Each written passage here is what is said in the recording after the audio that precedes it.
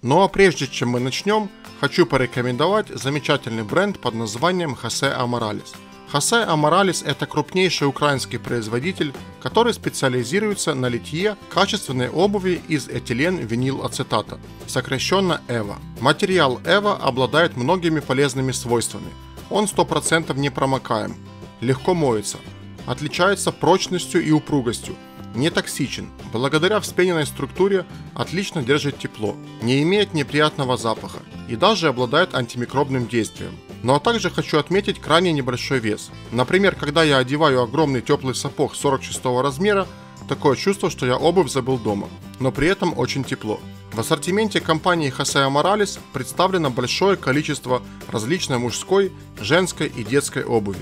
Меня же, как рыбака и любителя отдыха на природе, больше всего заинтересовали берцы, сапоги и кроксы. И после первого знакомства с обувью от Jose Amorales я уже готов сказать, что продукт действительно качественный. Например, в берцах очень теплый добротный мех. К тому же внутренний сапожок вытаскивается для просушки. В сапогах стенка толще, чем у подобных моделей других марок. Подошва усилена, манжет затягивается, чтобы предотвратить попадание грязи и воды внутрь. Так же, как и в берцах, внутренний сапожок вытаскивается для просушки. Ну а кроксы имеют классный современный дизайн, оснащены толстой и мощной подошвой, а значит отлично подойдут для летних рыбалок и походов. Принято считать, что только дорогая вещь может быть качественной, но Jose Amorales доказали обратное.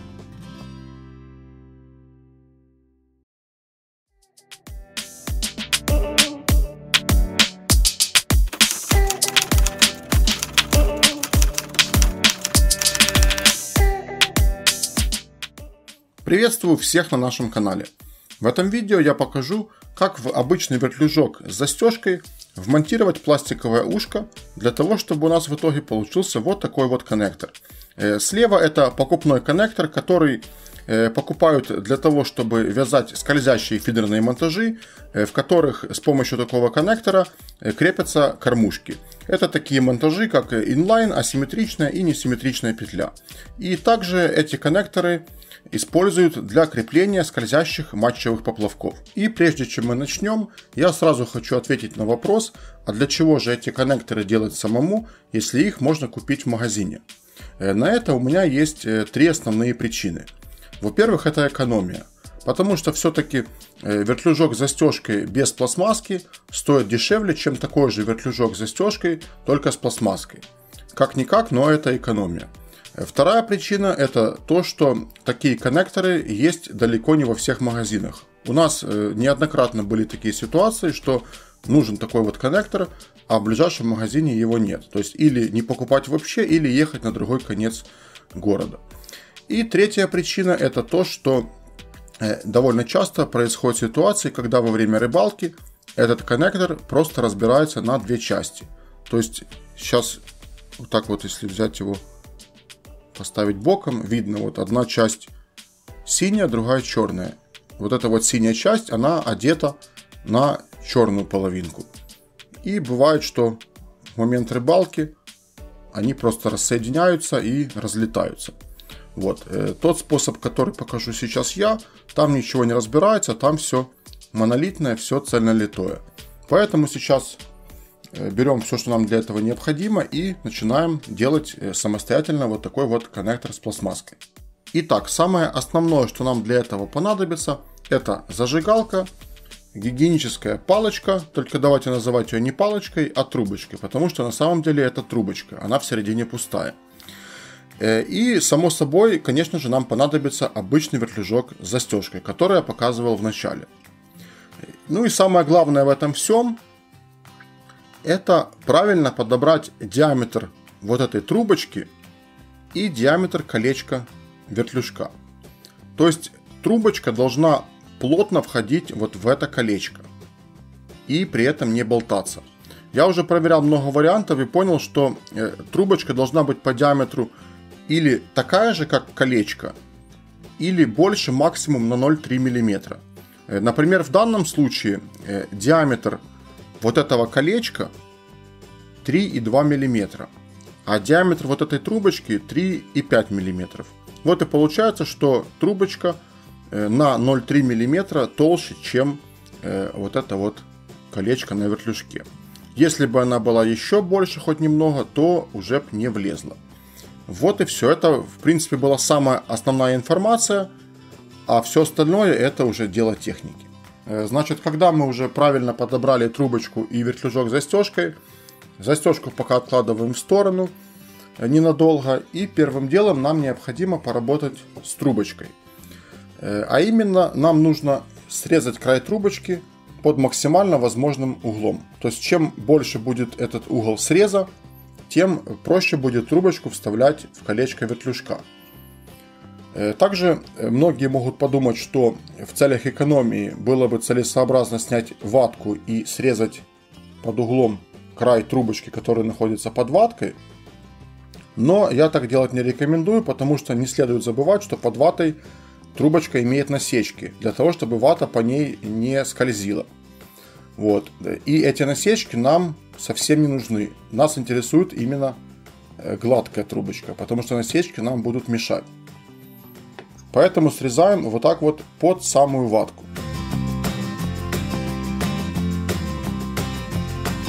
Теперь берем вертлюжок с застежкой. Ну и вставляем трубочку в колечко. Вот таким вот образом. Когда у нас вошел вот этот косой срез, теперь берем вот так вот заватку, которая у нас осталась на второй стороне. Кстати, очень удобно, потому что трубочка, она скользкая, не дает, как бы, ну, тяжело вращать ее за скользкую вот эту часть. А ватка, заватку если крутить, то очень даже хорошо получается. Поэтому вот эти трубочки отлично подходят для данного мероприятия. Вот так вот вращаем и подталкиваем. Вот, оно уже вошло. Еще крутим. Вставляем трубочку в колечко до тех пор, чтобы у нас вылезло где-то сантиметр трубочки. Так, ну и теперь берем опять наш ножик и отрезаем таким образом, чтобы у нас с обеих сторон от колечка торчало где-то по 5 миллиметров трубочки.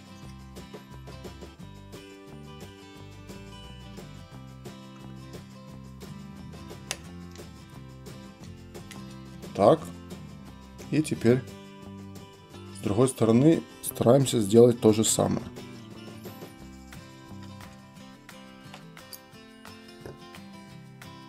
Ну, вот это, что у нас трубочка, которая осталась, ее можно будет использовать еще на такие вот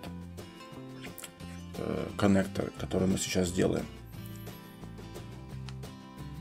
Тут, если вдруг что-то криво, поправляем, чтобы все было ровно, красиво, чтобы одинаково, главное, чтобы одинаково торчала трубочка и с той стороны. В общем, вот так. Теперь берем зажигалку и периодически нагреваем каждую сторону трубочки. Очень аккуратно. Ну, здесь, в принципе, дело опыта. Здесь может с первого раза не получиться, но вообще у меня раза со второго, с третьего уже получилось. Так, нагреваем. А, еще хочу вас предостеречь. Я просто вначале об этом не знал, но потом уже понял. Трубочка, когда вы будете ее нагревать, она может загореться. То есть сразу не бывает, что сразу тухнет, а бывает, что загорается. Так вы смотрите, если она загорается, сразу задувайте огонь, чтобы она не горела дальше. Потому что у нас эта система не получится, если она будет гореть. Вот так вот. Одну сторону нагрели. Видите, начинает она постепенно расширяться и приближаться к колечку вертлюжка. Теперь переворачиваем на другую сторону. Тоже подогреваем. Задуваем. Это желательно не трогать, пока оно все мягкое, пока оно в таком полужидком состоянии, ничего не трогаем. Просто вот так вот держим одной рукой вертлюжок, другой рукой зажигалку. И постепенно подогреваем. Так, ждем Немножко ждем, чтобы остыло. Тут, в принципе, нужно греть до тех пор, пока у нас трубочка полностью не подвинется к колечку. То есть должно получиться примерно вот что-то похожее на вот этот вот заводской коннектор.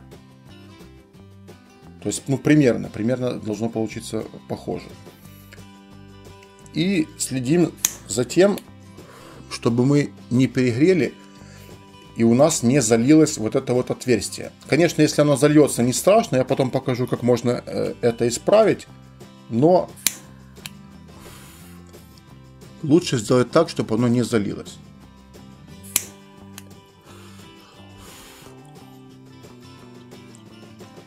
Так, ждем, немножко ждем еще.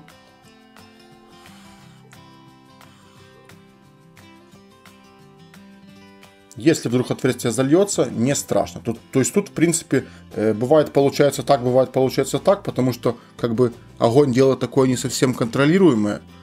То есть я пробовал уже много делать таких коннекторов. Бывает, что отверстие вот так вот и остается. Это вообще в идеале. Если оно заливается, то потом покажу, как можно его сделать заново. Так, у нас немного подостыло это все дело. Продолжаем.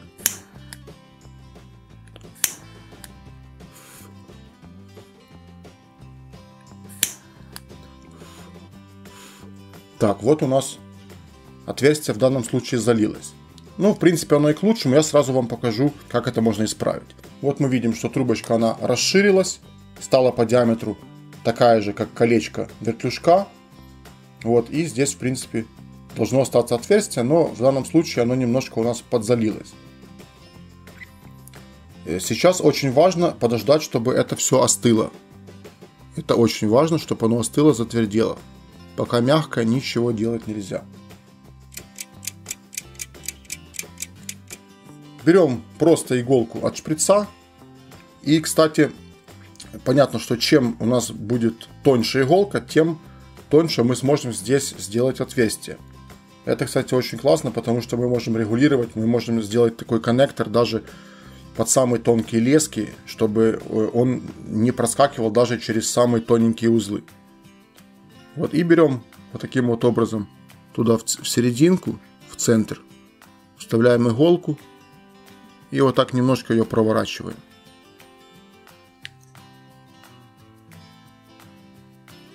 Вот она вылезла у нас насквозь, вылезла строго по центру.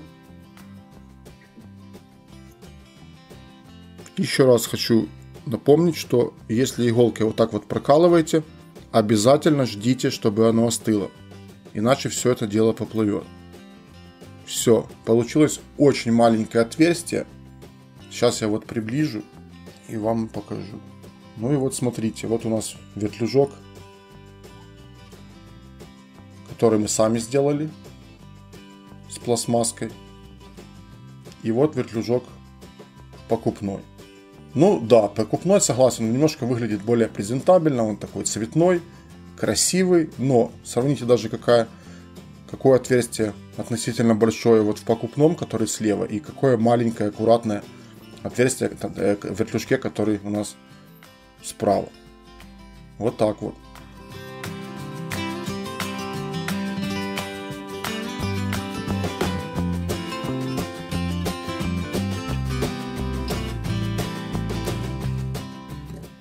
Вот вообще отлично скользит.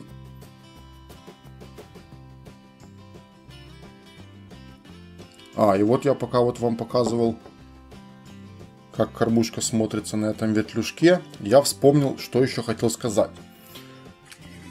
Еще часто делают таким образом, что... Так, где-то потерял. Ага, есть. Делают таким образом, что берут плоскогубцы, и для того, чтобы уменьшить вот это вот колечко, просто его сдавливают плоскогубцами, и потом это колечко становится маленькое, то есть оно уже не проскакивает через какие-то узелки. Я согласен, что этот способ вполне рабочий, можно делать и с помощью сплющивания, но здесь под большим вопросом остается целостность лески. Ну и шнура, конечно, также. Потому что все-таки, ну, мне реально больше нравится, когда по леске или по шнуру скользит пластмасска, чем кусок металла.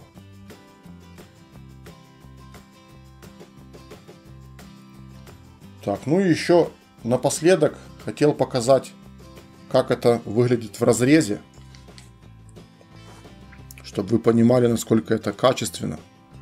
Вот мы сейчас срезаем, вот так вот беру одну сторону, срезаю. Тяжело, конечно, но скальпель, в принципе, острый. О, вот смотрите. Вот видите, пластмасса полностью залила все колечко металлическое. Никаких нет пространства, оно полностью залито. И только в центре маленькое-маленькое отверстие. То есть получается довольно качественно, все аккуратно и очень эффективно. Поэтому всем рекомендую воспользоваться данным лайфхаком. Спасибо за внимание. Подписывайтесь на наш канал. Смотрите много интересного видео. До новых встреч. Всем пока.